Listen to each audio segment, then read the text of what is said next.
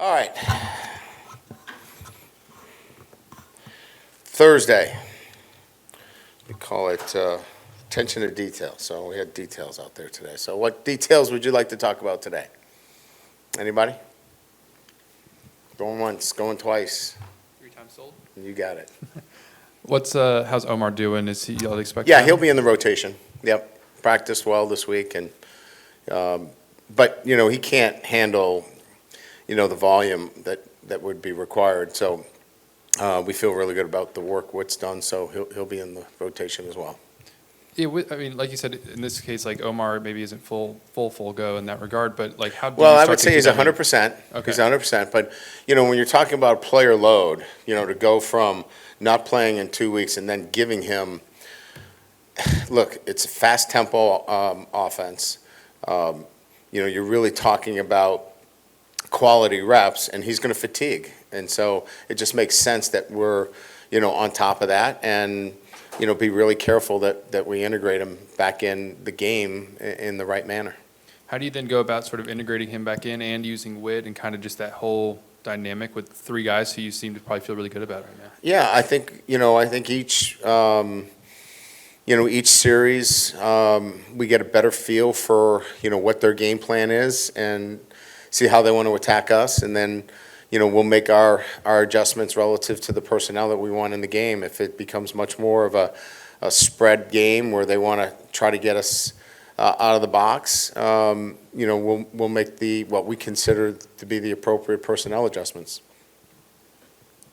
Hey, Coach, up in the second row. How valuable has Brian Thomas been to the passing game this year versus like last year when sometimes it seemed like you lacked a second receiving option consistently? Yeah, I think that's fair. I mean, but Brian has matured to the level of in everything he's done, off the field, on the field, and you can see that maturation process in camp, accountability, reliability on the field, off the field, and kind of knew that was going to be the case this year, that he was going to be a guy that we could count on, and he had those. I think those moments, if you will, but they were inconsistent last year.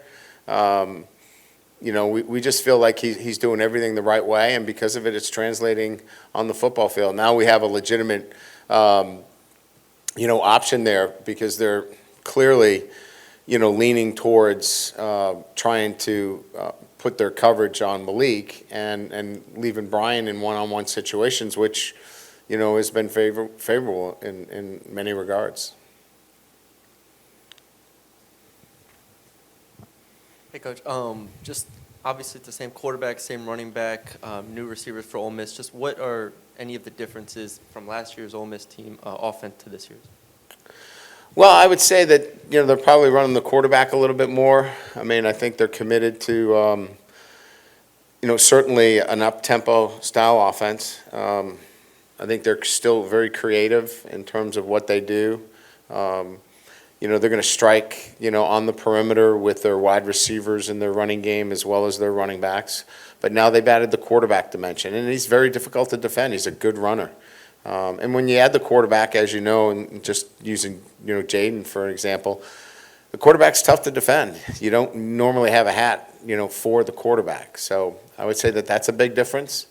And certainly, when you have the quarterback involved, play action then, becomes a lot more viable for them. So those two things kind of stand out offensively. Defensively, it's a new system. Pete is an outstanding defensive coordinator. He's got 6 years at Alabama. He's got national championships.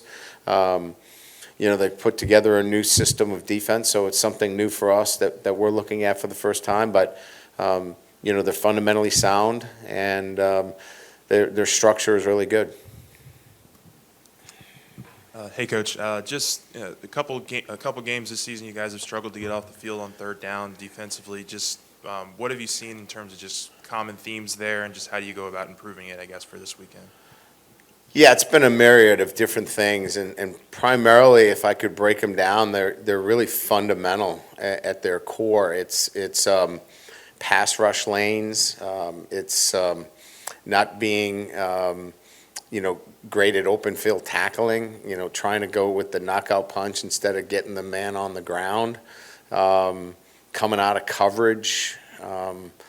It's a litany of really fundamentals that we've really had to drill down on hard this week, and really, I don't want to say not put a lot in the playbook, but quite frankly, just really get down to the basic principles of playing good, fundamentally sound defense. Because if we're in good, fundamentally sound defensive structure, we're going to get off the field in many of these third downs. So that's what we really had to focus on this week.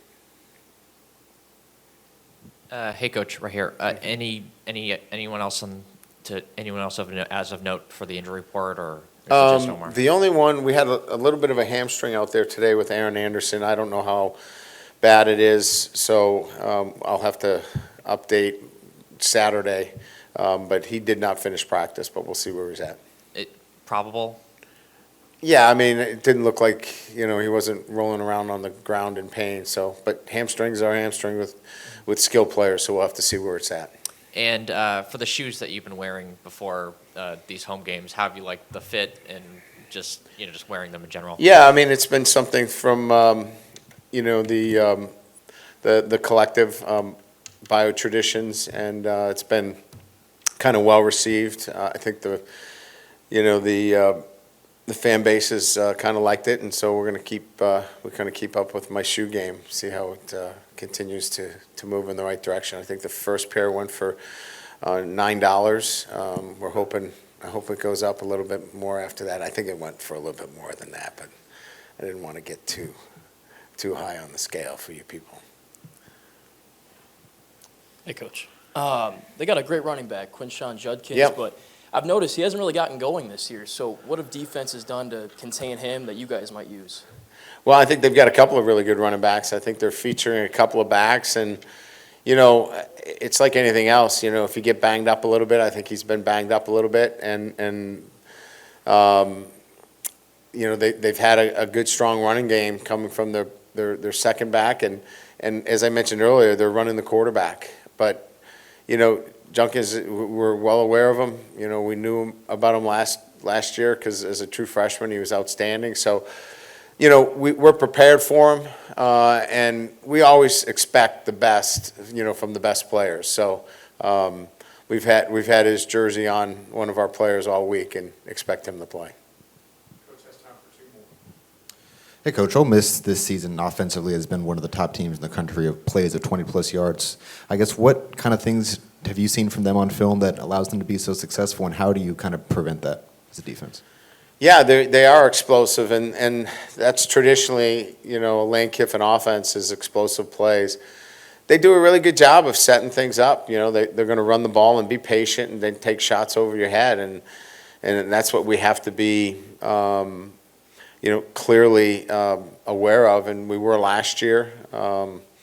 We gave up that first couple of drives, and then I think we settled in nicely and keeping the ball in front of us, and that's really going to be the key for us again in this game is minimizing the big plays, being fundamentally sound defensively, and again, a lot of it comes off of the running game and the play action pass. So if you can eliminate the running game or at least control the running game, it puts you in a better position against the deep shots.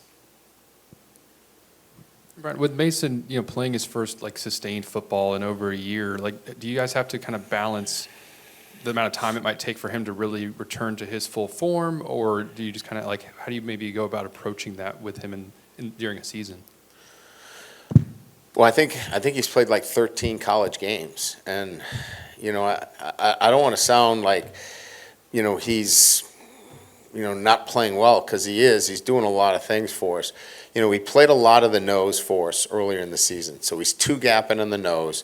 It's a dirty job, and he was playing a lot of 3 and 5 technique as his freshman year, and in that 3 and 5 technique, he had a lot of opportunities to make big plays. He's not getting as many opportunities to make the kind of impact that he did as a true freshman. And he's only played in about 13 college games. So I think that we got to have a little patience, but he's doing some of the dirty work. I mean, if you really look at what he's doing, he's freeing up our linebackers. He's doing the work that he's asked to do. I think maybe we need to be a little bit more creative with him and maximize some of the things that he can do for us. And I think maybe we'll start to see that as we move through the season. Okay, thank you.